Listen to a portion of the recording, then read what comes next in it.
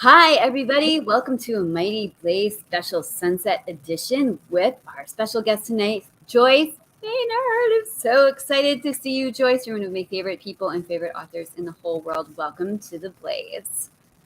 It's really fun to get to talk to you and everybody else, Jenna. Yes, everybody, thank you for watching. I'm going to say a few quick words about the Blaze before I say a lot of words about Joyce. All good, of course. Those of you who are returning to the Blaze, welcome back. Those of you who are new to the Blaze, we are a team of, this week, 39 creative volunteers. Every time I do an interview, the number goes up.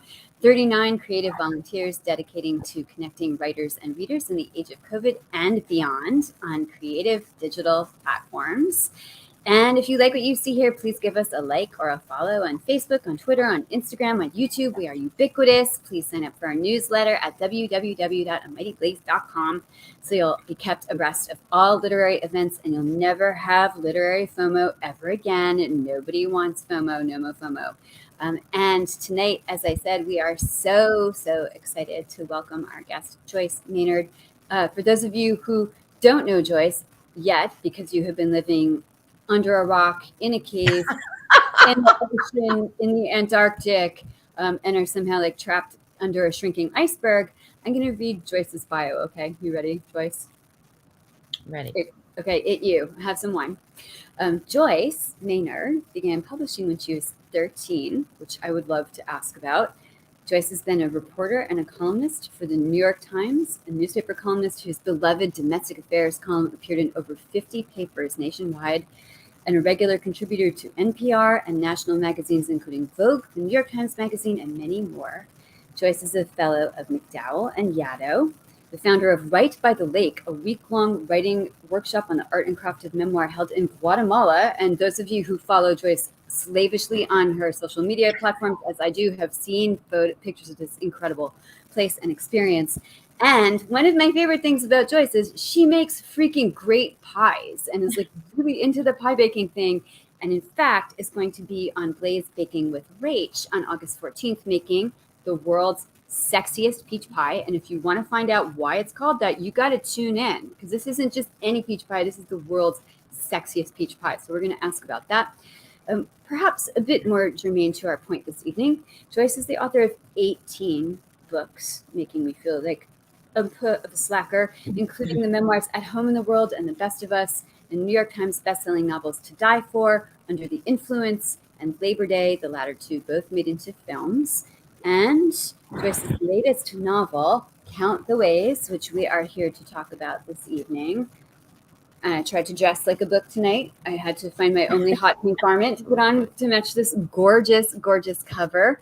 It's a gorgeous, poignant novel about a family and the woman who heads the family. And I'm going to let Joyce talk more about what it's about. But Count the Ways just came out last week, right? Am I right? 2 weeks ago. 2 weeks. I have been like, this is actually my arc, which is, as you can see, like, forgive me, but it's like super dog-eared because I love the book so much and carried it around with me a lot. And so I've been like counting the days until this comes out. And I think I've wished you happy publication day like 15 times. And you're like, it's not yet, Jenna, stop. But it's finally out, guys. So it is so great. It's out. And it was a billboard in Times Square, right? I had a billboard, yes, a 6-story billboard, which, as my sons pointed out, was directly above a Hooters. But I didn't care. I mean, life goals, Joyce. You're above Hooters. That means that you have made it, I think. If you're below Hooters, that would be bad. How did you find out? This is not the question I intended to ask, but how did you find out about the billboard? Oh, believe me, my publishers let me know. They were pretty happy about it. I always, one of my original aspirations was to be on Broadway, actually, Jenna. So I made it a different kind of way than what I had anticipated. But you did. Yeah. You made it there. Now you can make it anywhere, New York. Okay, I did not know this. One of my favorite games to play ever at dinner parties is, what would you have been if you were not your current profession? And would you have been a Broadway actor and singer? No, I think I might have been a backup singer in a rock and roll band. I would have loved to have been that. I wanted to make movies. I wanted to be a director. I wanted to be a movie star. And in a funny way, Jenna, being a writer is for me like making movies, but I'm making movies that play inside your head. Yes. And I'm the director and I'm the screenwriter and I'm the movie star, and I'm the cinematographer. I'm the costume person. Costumes, the clothes are so important, and I'm the soundtrack. I'm the editor. I'm all kinds of things. So yeah, I would have loved to have made movies in one way or another. But this is my books. I think of as low budget movies that I can make all by myself, alone at my desk, and that will play in your brain.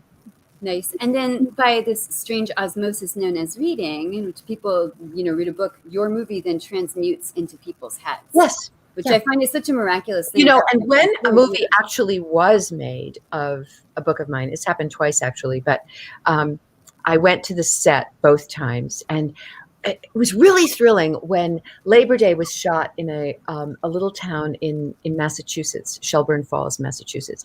And the year for that movie, for that story, was 1987. And as I pulled into this town, I was stunned. The whole town had been turned into 1987. All the cars, all the clothes, the grocery store, the stuff on the shelves at the grocery store.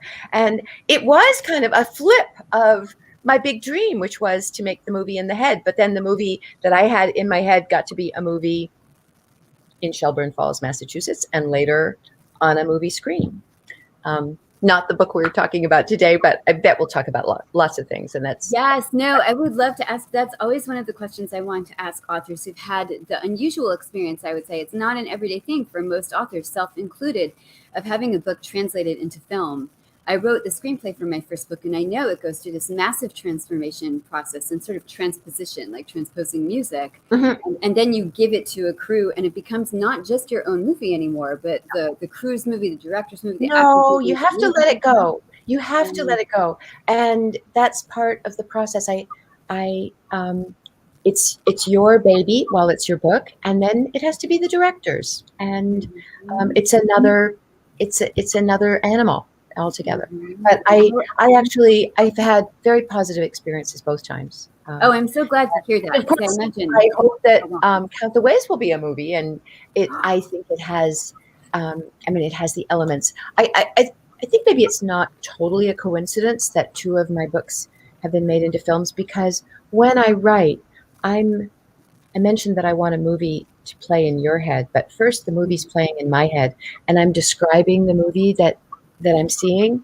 And so I think I'm a pretty visual, dramatic oriented person. So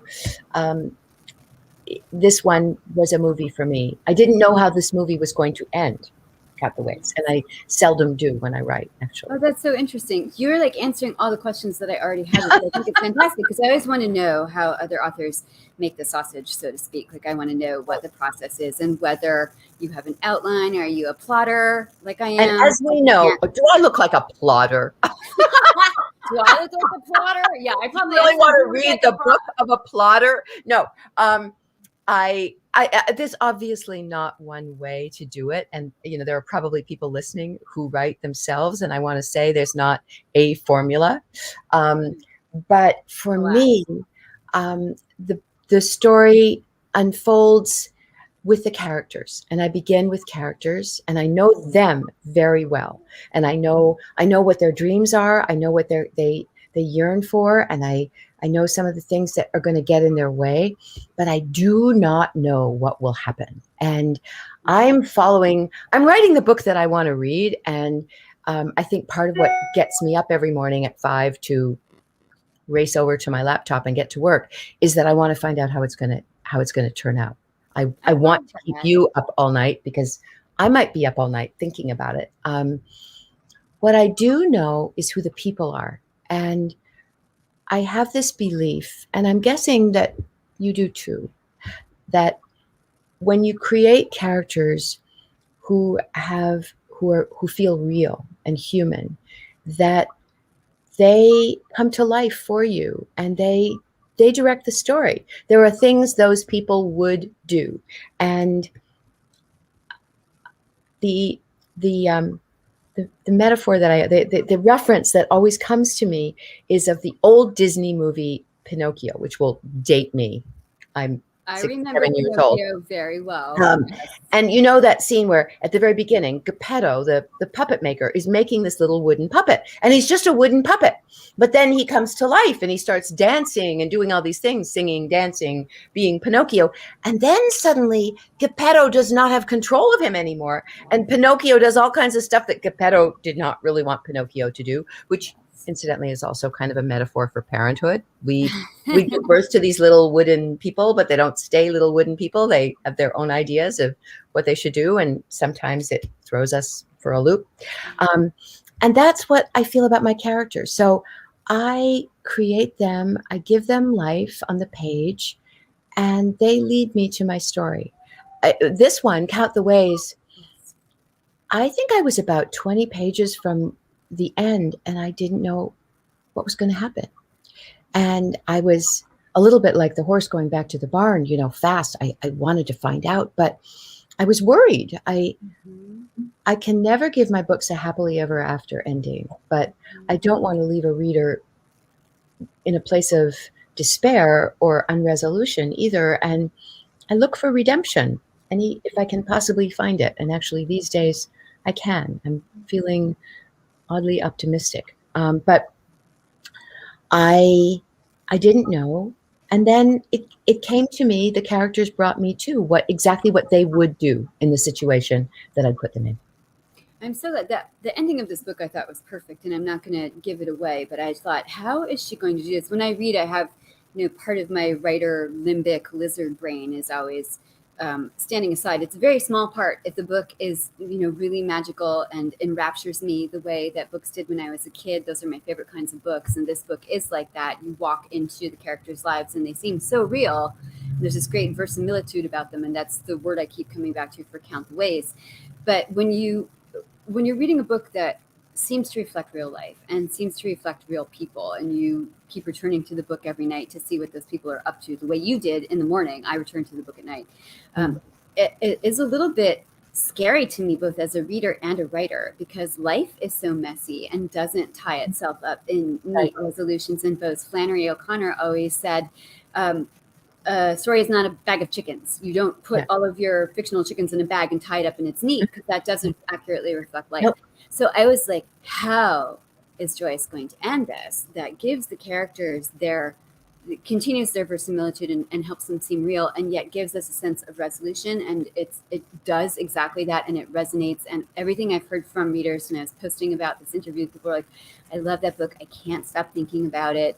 And I think it's because you created such real people. And would you tell readers who have not yet had the pleasure of reading the book, what is Count the Ways about? Give us your thumbnail pitch. I call this my biggest book. And first, literally it is. It's my longest book. And it kind of needed to be my longest book because I follow a family, a husband and a wife, a man and a woman who fall in love in that hopeful, idealistic, romantic way of very young people in the 1970s, early 70s, which was when I fell in love and married. I married in the later 70s. And I followed them through 4 decades, which means through the early days of their marriage, the births of their 3 children, the kinds of struggles that come with raising a family, and the way that the very thing that you did because you were so close with each other often brings you apart. They lose track of each other. They lose sight of each other. There's I'm giving away nothing when I say that a terrible event takes place in the family. And Eleanor, the wife, cannot forgive her husband, Cam, for what she sees as his failure in preventing what happened.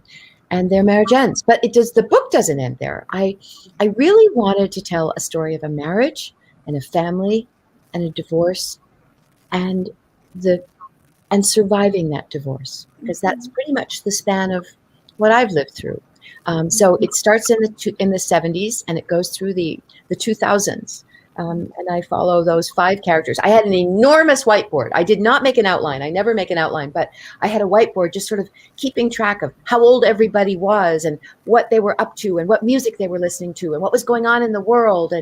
And so when I leave them, the children are grown and the parents are older and no longer together. And many things happen, as many things do in our lives.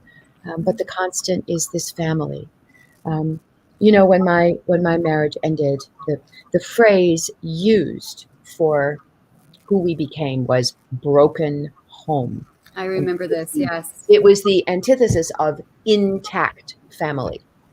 It was a very painful phrase to hear applied to one's precious family. And I don't call this a broken home or a not intact family. They're a transformed family.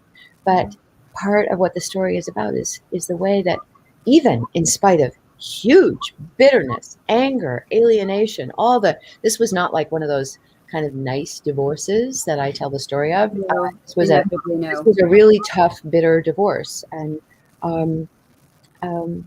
as was my own. But I wanted to see them through that to something else. And they got there.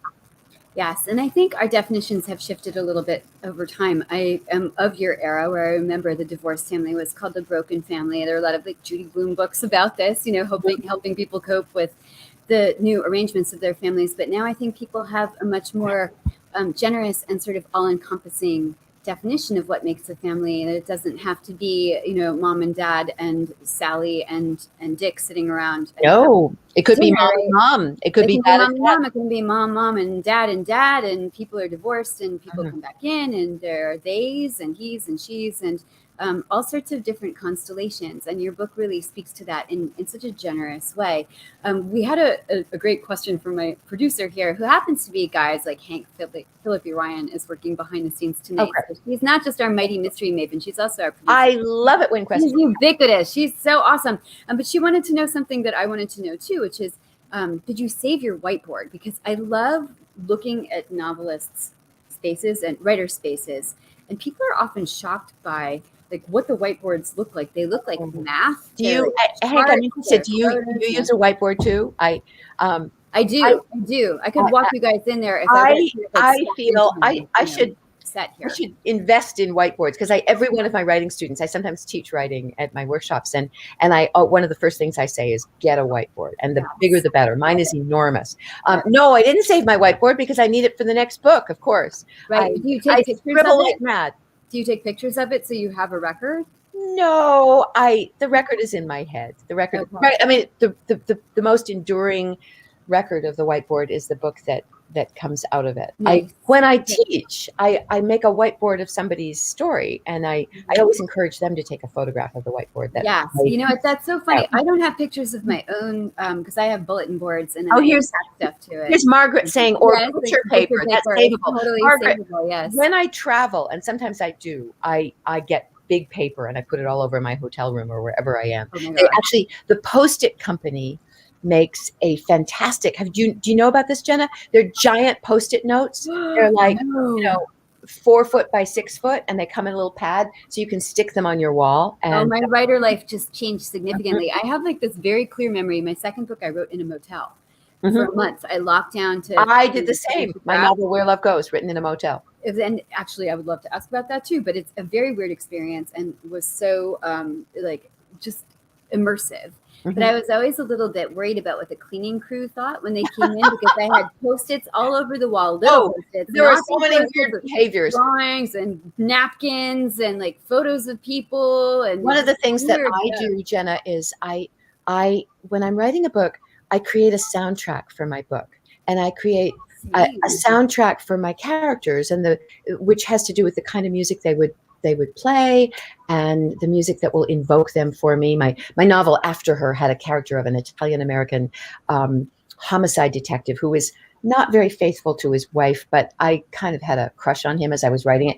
And I played Dean Martin constantly. I still have a whole lot of Dean Martin on my laptop from that. That novel also had a couple of 13-year-old girls who in the summer of 1979, and I think I played the Knack. Why am I blanking on that song? I played it like 500. What was the big Knack song in the summer of 1979? One of the readers, if you know, viewers, somebody's going to say it. I I cannot believe that I have blanked on this song, but it'll pop into my brain. You'll remember, like in the shower later. Yeah. Okay. Anyway, so yes, I create a soundtrack. I never play music while I'm writing, but I play it before. And if you were at the motel that I might have, My Sharona. Thank you so much. Yeah, we do name that tune on the Blaze all the time. And yeah. Thank you, everybody. Of course, My Sharona. So I played My Sharona maybe 500 times. And I was, in fact, at a writing residency. And whoever was in the next cabin would have heard My Sharona like a scary number of times. I tried to keep them yes, I'm sure that's true. Yeah, I did the same thing. I do. I don't listen to music like you when I'm writing. Because it's a language that interferes with the language. Never when I'm writing. Before.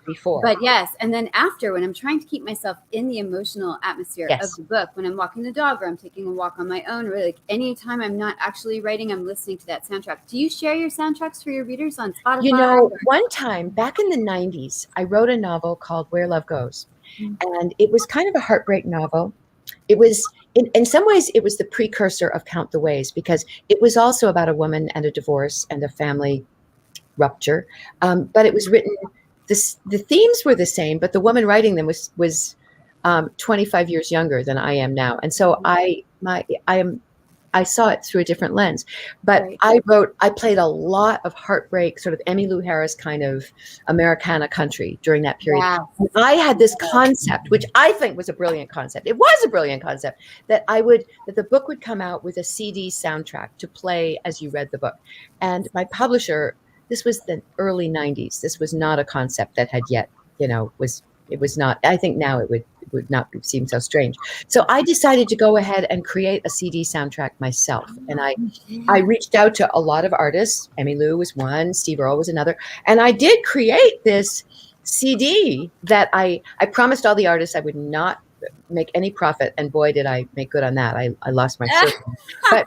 And then because the publisher was not willing to have the CD included with the book, I had to figure out a distribution. So I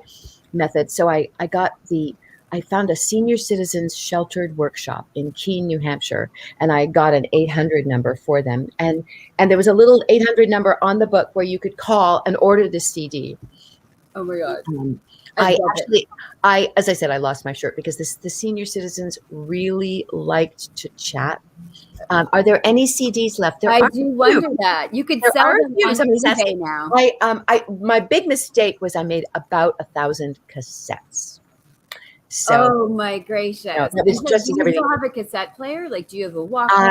I finally gave up on the cassettes. I think I threw the cassettes out at some point. But one of the songs on that is very dear to me. I bet there are people listening who will know the name of Townes Van Sant, a really fabulous singer songwriter who wrote a song that I really wanted on that CD, and I wanted it as a duet. And it's a song called "If I Needed You." Emmylou Harris had recorded it, but I wanted Townes Van Sant to record it. He was in really the last stages of pretty severe alcoholism, but a beautiful man. And I reached out to him and I found him. I'm trying to get this light to be not shining on me quite so much. And he said, yeah, sure. I didn't know him. I had no connections in Nashville, but he said, come to Nashville and I'll sing that just find me a studio. So I rented a studio in Nashville. I flew to Nashville. I brought a puppy, and he put together a band. We put together a band for him that included Steve Earle and included Emmylou. Oh my God. And I brought a poppy seed cake that I had baked on the plane, which Steve Earle couldn't eat because he was undergoing random drug testing at the time.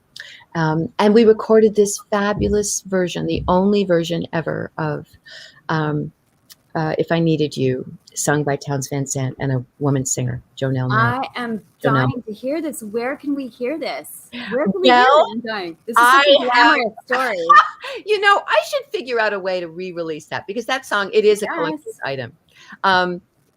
so I don't have a CD soundtrack for Count the Ways, but the book is, as you know, filled with a combination of the very personal, particular details of this family's life and the things that were going on while they were living it. Mhm. So, during Eleanor's third pregnancy, John Lennon is shot, and when Ursula is 7 years old, and trying very hard to locate some hope after a devastating event in her family, she becomes obsessed with the Challenger launch and gets herself a Krista McAuliffe outfit, and we know what happened. And I loved combining. I loved putting in the toys and the events. Princess Diana's wedding, Princess Diana's death. Um, there are sort of all the cultural landmarks of those decades. Not all of them, some odd ones, and for sure the music. This is a book full of music. It is. And I think all of those things, it's such a tricky thing as a historical novelist, and much to my total dismay, like the 70s and 80s are now considered historical fiction. Kill me Yes. now. But there's such a trick when you are putting in those details so that they don't look like you're, shoehorning it in for the reader so they know. But I felt in this book a little bit as though all of those details were like, the height charts in people's kitchens. And the children are this size, that size, and then they have the pencil marks above the heads and what age they were and how tall they were. And that's how this reads to me. It's very organic, all of these time markers, and yet it helps us feel so much commonality with your characters. So I have a couple more Count the Ways questions, and then I would love for our audience to be able to ask questions as well. But one of my questions, I actually have like three that I need to have answered that are burning questions. Go for it. So one of them is about the style of the book, which I loved because it helped me feel as a writer that writing a novel was not as difficult as it often feels. And that is that you tell the story in a series of vignettes or snapshots. And for a book that is, I don't know how many pages, like 464.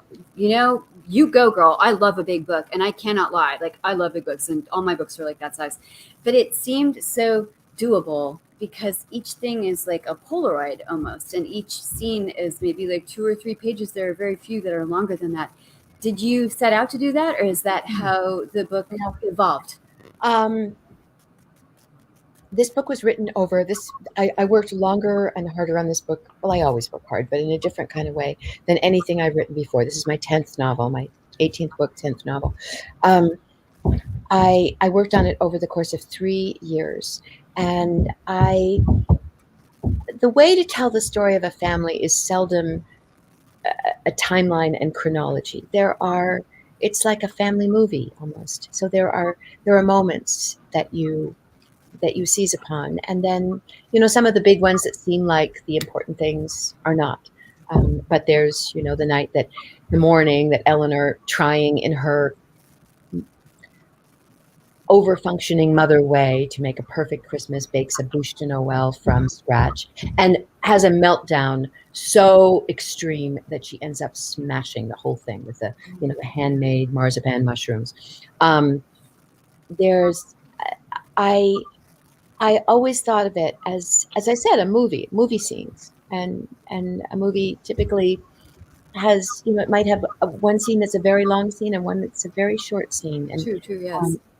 Did you sort of like reach into a grab bag of imagination every day, or did you write it chronologically, or did you write them as they came to you? And then I did write it chronologically. I was really following these characters. I usually do write chronologically. I'm not. I don't want to sort of scramble things for the sake of looking like I'm doing something really postmodern and fascinating. I'm a big believer in clarity. And there were so many characters to keep track of that I just wanted to follow them through the years. A lot of characters in a lot of years. And as you mentioned, it was a lot like, when I wrote my memoir, The Best of Us, which was about finding and losing my very good second husband, Jim. We met when I was 57, and he died of pancreatic cancer 4.5 years later, start to finish. And the book that I wrote really followed the trajectory of our time together. It wasn't a cancer memoir, really. It was a love story. But I as I was writing it, I relived our relationship. And as I got near the end to where he was very ill and then where he was dying, I I sort of dreaded it. I knew what was coming, but I still dreaded it. And I felt that this time too, that I was sort of I was aging with the characters. I was watching them grow older, sometimes watching them make terrible mistakes and knowing they had to do that to get to learn their lessons. Mm-hmm. It's wonderful that you give your people in fiction the same latitude to be human that we try to capture in memoir, which is so hard to do. And both of those things are really difficult, I think. And I would love to ask how you felt writing memoir versus fiction, because I know you've done a lot of both. Oh, What is easier? What is harder? I don't think of it as easier or harder. And one thing that is a constant for both is it's about story. And in the case of memoir, it's a story that really happened, but you have to actually still locate what it is about. Mm-hmm. And because it's not just everything that happened, it's locating what it meant, if it's fiction, you don't pull from inside. You look around and take what's outside and bring it in. I go back and forth between the two, and I love them equally and differently. Some people have said, I have some really devoted readers and readers who remember my newspaper columns from long ago and other books. And if you do, when you read this book, you'll recognize some familiar stories. I'm kind of twirling around my laptop because the sun is coming down. It's coming right into me. You look very radiant. I think it's I'm in New Hampshire. I'm at a lake in New Hampshire in my little lake cottage, and the sun is coming in a beautiful way. I wish we could be out on the porch, actually. So anyway, we could all be there with you eating pie on your porch. I lost my train of thought. What were we talking about? So we were talking about memoir and fiction. And yes, okay. So if a person has read my nonfiction about my children, my family, my life as a young mother and a less young mother and my divorce, they will recognize things. And I make no bones about that. This is not a thinly veiled memoir. This book is absolutely a work of fiction. But more than anything I've written, it was informed by my life, for sure. And I celebrate that fact. I wanted to take what actually happened and reimagine it and reconfigure it and the themes that I lived. But when you live them, you are not in control of them. But when you write them, you can control them and adjust them a little bit and encapsulate them. I want to talk a little bit about bravery also, because as you're talking, it occurs to me that one of the themes I find in your novels, in your memoir, also, as I said, in your Facebook and Instagram posts, Facebook especially, those of us who follow you and adore you knew about the best. There's some who really don't adore me, incidentally. It should be said. I am well loved and also well hated. I mean, I think if you're going to write things that really move people, you're probably going to get a bit of both, and that's how you know you're doing the right thing, is that people respond with passion in some way. But there were so many people, including myself. I remember lying in bed and reading your Facebook posts about your husband, Jim, when he was sick. And then, of course, when the book came out, I couldn't wait to read it, not in a ghoulish way, but to see how you crafted and shaped the story that you gave us so bravely and in such raw circumstances and put it in the book. And the bravery was the common denominator.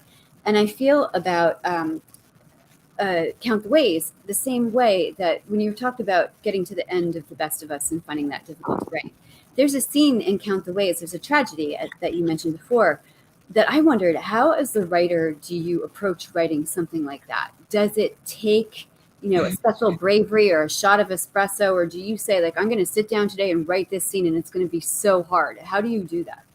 Well, sometimes it helps to look at your worst nightmare and instead of averting your gaze, stare right at it and deal with it. And in my writing, as in my life, I believe in looking right at the hard things and dealing with them. And I know that very well that comes from having grown up in a family of brilliant, articulate, just sort of dazzlingly articulate people who talked about, my parents I'm speaking of, art and music and religion and books and poetry and music and politics and sex even, but never spoke of the thing that affected our lives more than anything else, which was that every night my father got drunk and we never mentioned it in the morning. I believe in mentioning it. If there is a thread that runs through my work, it is looking at and talking about the unmentionable and making it comprehensible and less scary by doing that. I'm not giving away anything here when I say this, because you learn this in the very early pages of the novel, that one of Eleanor's children recognizes in adolescence and early 20s that it's a daughter who recognizes that she was really meant, she was born in the wrong body, and she was meant to be a man, and she transitions. This is not a book about transgender children, being a parent of transgender. It's not.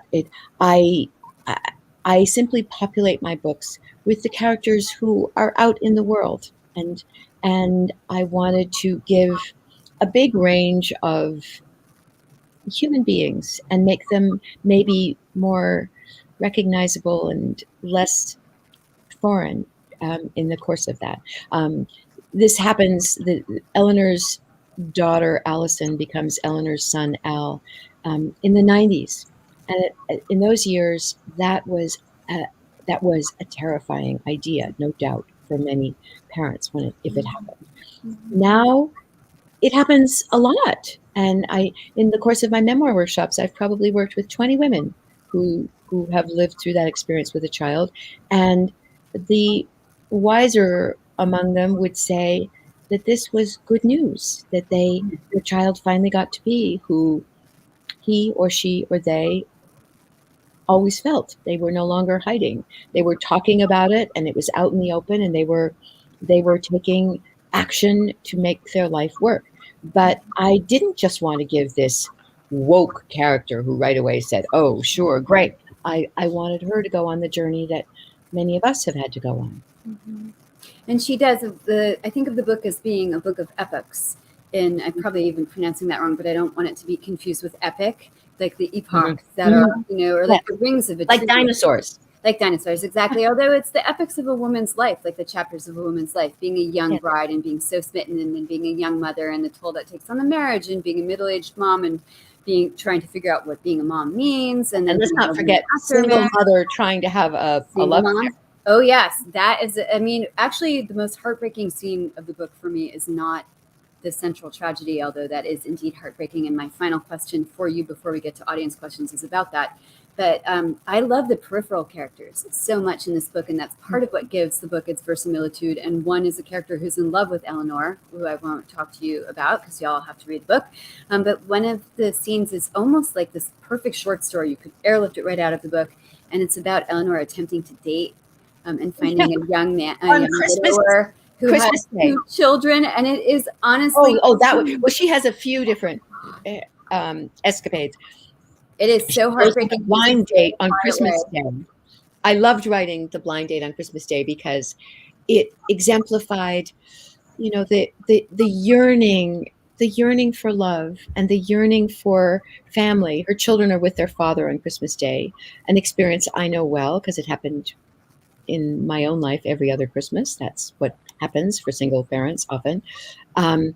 And she makes the decision to go on a blind date with a single dad on Christmas Day to have Christmas dinner with this man and his children.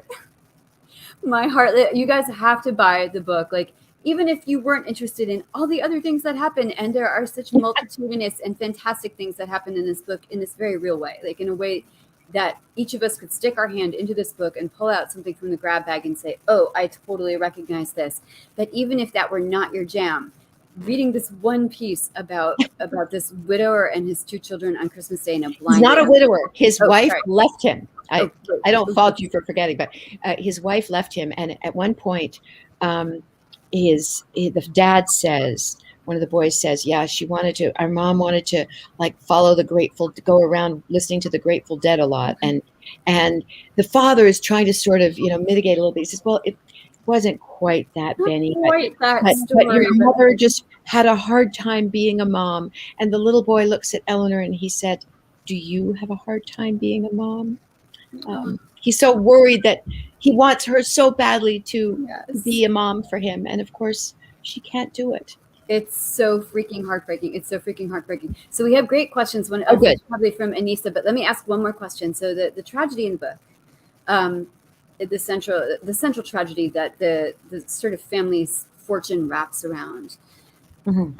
Do you think that the course of their lives could have gone any other way? Like, could they have found their way to each other after the tragedy? Oh, what an interesting question. Interesting question. I think there was a kind of inevitability in that tragedy that something had to happen. They were moving on a collision course towards something. I will tell you that when I was writing this book, I fell in love with the characters, as I usually do. As flawed as they are, I love them, and I usually love all my characters in different ways.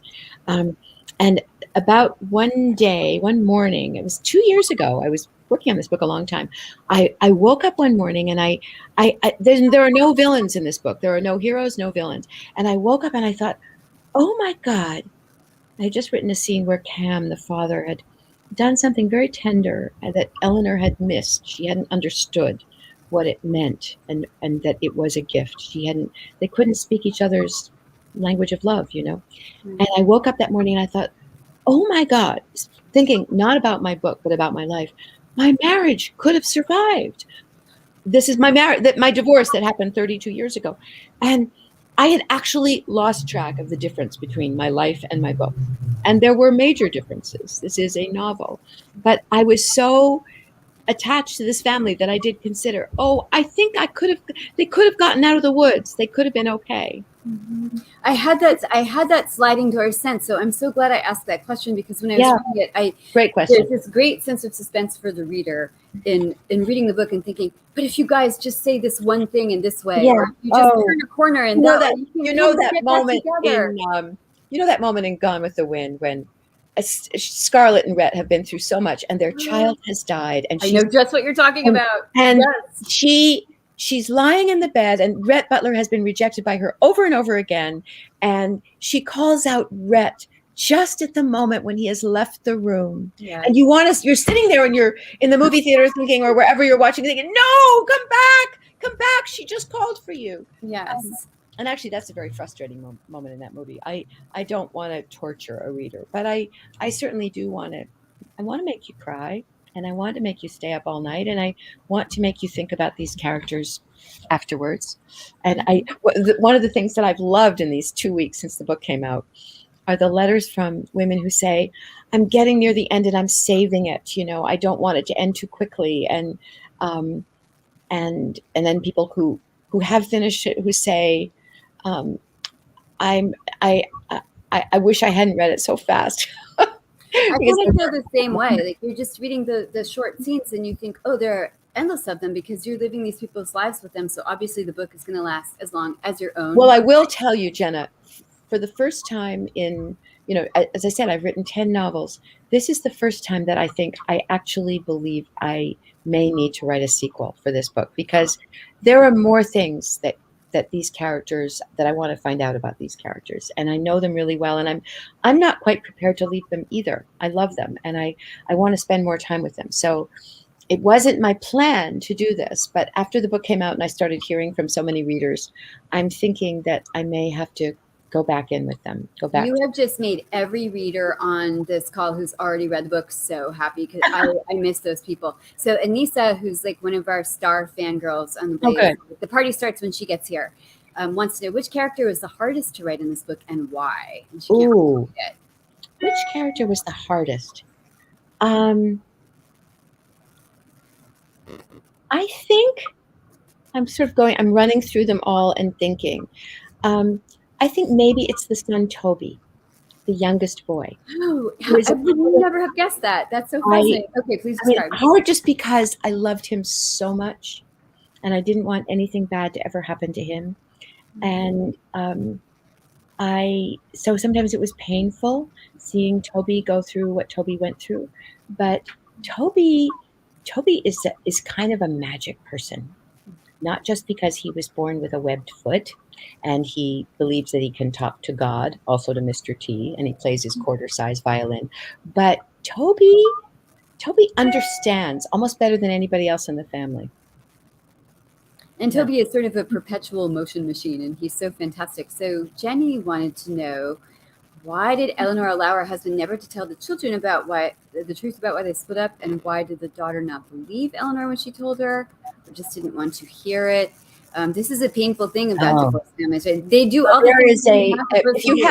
If you haven't read the book, it's a little hard to explain this, but Eleanor makes a choice to protect her children at her expense, which I think mothers do. Sometimes fathers do it too, but I know mothers do it.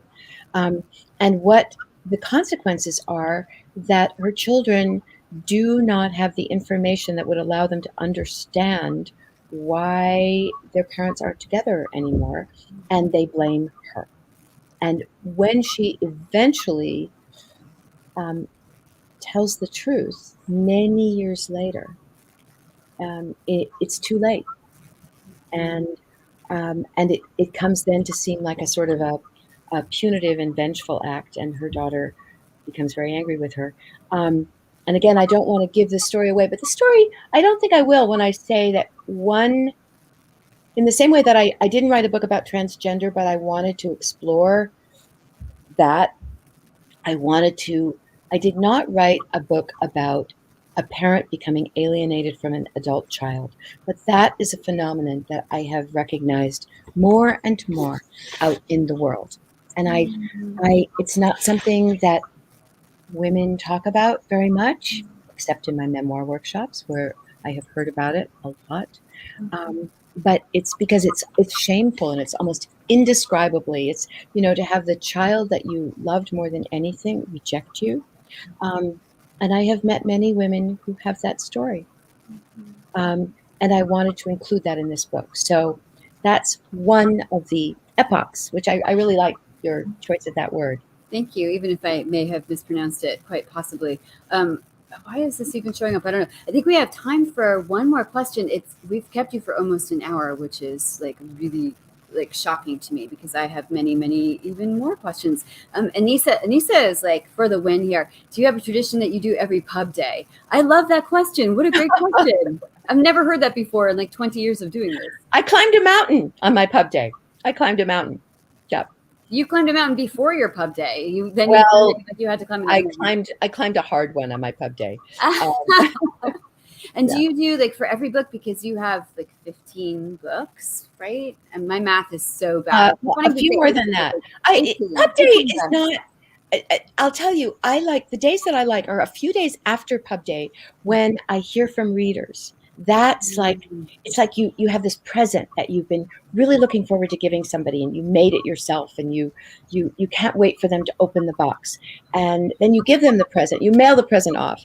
Pub day is like the day you mail the present off, but the great day is when they receive it and they open it up and they say something back. I love to hear from readers, and I hear from a lot of readers. Oh my God, fantastic. Can you tell us one thing that you've heard about Count the Ways from a reader? What sticks out most to you, one reader anecdote or comment or message? Oh gosh, I'm usually so bad at these. Okay, I'll tell you something really interesting. This is bizarre. This is not mainstream story, but so I was talking to a gay friend the other day, and he had just read Count the Ways, and he did not fit into my demographic. But I'd like to think that there isn't one. People say, books for women. What does that mean? Do men not care about love, relationships, family, home, parenthood? Is that exclusively the territory of women? I think not. But I wouldn't have thought this book would have been top of his list, and no doubt he read it because I wrote it, and he's my good friend. But he said, so there's a character in the novel whose name is Ursula. She's one of the children. And he said, you understand what this book is going to mean to the gay community, right? And I said, well, I hope gay people, straight people, trans people, whoever like this book. And he said, no, no, no, there's a message to the gay community. I said, I don't understand. So I had not known, but I guess I was dimly aware of the fact that the movie The Little Mermaid is really a very iconic movie for in the gay community, for gay men. And that there is a character in The Little Mermaid whose name is Ursula. Right, the sea witch. Yes, and she finds her voice. She steals a voice, and she's not being true to herself, and then she is. I guess I have got to watch Little Mermaid. I never saw great. It's my God, children sang it. You'll sing it a lot. Under the Sea, but I never watched them. So he said, and then he had a whole scenario based on the ways in which this book would speak to a gay man, including the fact that there's a neighbor in the book whose name is Walt, and he believed that was Walt Disney. And this was not, I mean, it wasn't intentional, but actually I loved it that he said that. And I said, oh, I wish you'd spread the word. The man who wrote The Little Mermaid was a brilliant composer and lyricist named Howard Ashman, who died tragically very young in his 30s of AIDS. And there is, as you know in the book, there is a tree that's very important to this family that is called Old Ashworthy. So he also believed that this was a tribute to Howard Ashman. And who knows, maybe without knowing it is. Maybe you picked I don't know. I don't know. But I guess it wasn't, in fact. But what I want to say about that odd communication was I believe in showing flesh and blood human beings, and I have this core faith that if we can see a person, truly see them and hear their story, we will understand them almost all the time, whoever they are. It's not talking about things that makes for ignorance and cruelty, and whether it's bullying or racism, and when we see a character and hear them and watch them live for a while, that is our route to understanding and forgiveness, which is actually the theme of this book. And empathy. That's so beautiful. I am going to end us there because there's nothing you can say that is more. There actually there's one thing that I'd like to finish with. We have one more question too. Sorry, we're going to hang out all night. About 1 minute maybe. So I want to tell you something that's in the epigram. You know this, in the epigraph, because this was a gift that my daughter gave me many years ago. And she said, I was having real difficulty with somebody that I loved. And she said, Mom, there are 4 sentences that you can say in any order to a person that you're having a lot of difficulty with. It's an ancient Hawaiian prayer. It's called the Opono prayer. And if you say these 4 sentences in any order to that person and believe them as you are saying them, which is a harder thing than you might think, everything will change. And these 4 sentences, I actually think it's worth the price of the book to get these 4 sentences, but I'm going to tell you anyway, are in any order: I love you, I'm sorry, thank you, and please forgive me. The please forgive me is maybe the hardest one. It took me every one of the decades that I lived through to get to the place where I recognized that I needed both to forgive and to be forgiven. And that's really what this book is about. Joyce, I just love you. I feel so edified by this conversation, but also I feel very nourished by this. Oh, I look forward to the day when we can actually sit down in person, Jenna, and continue this conversation. And I wish I could do that with all of you. And maybe on my next travels with my next book, we'll be able to. It will happen. And Joyce is doing events for Count the Ways, by the way, you guys. She's doing digital events and she's doing in-person events. So go to her website, which is joycemaynard.com. But Joyce, somebody asked just really quickly, how long must we wait for the next book? And how long must we wait for you to be among us? Something. I actually wrote another novel during the pandemic that I love. I was in was at my house in Guatemala on the shores of Lake Atitlan. I went up to my little cabin every day and I finished Count the Ways, and then we were still in lockdown, so I kept on writing, and I wrote another novel that can't be published right now. Why? It has to wait. Why? I'm so greedy. Why? It's a novel called The Bird Hotel, and this is a longer conversation than we can have, but it's about a woman who goes to an unnamed Central American country and starts a hotel in a little indigenous village. And unfortunately, for anybody who read about what happened with American Dirt, the publishing world is not going to be open, even to the fact that I wasn't writing from an indigenous point of view. So that novel I have to put away for a while, and I believe it will come out at another time. But I see Amy's asking that question. I know Amy well from Kansas, Overland, Kansas, I believe. I love And Kansas. Amy has sent me her tomato jam numbers of times, and I love it. I'm hoping to write another novel, the sequel, pretty soon. And it won't feel like starting from scratch because I already know these people really well. So maybe not as long as you think, Amy. But in the meantime, I have lots of other novels that you can read, and you might enjoy those too. Yes, you should buy all of Joyce's novels and all of her memoirs. And I think if you are getting tomato jam from your readers, you are clearly doing something right. Like, that is a real honor. And Joyce, thank you so much for sharing your beauty and your humanity and your compassion and your bravery with us tonight. And your thank books you, Jenna, for doing this wonderful thing. It's, it's so important that we get to be with each other during these times, however we pull it off, and be with you, readers. I owe my life to readers. So thank you for tuning in.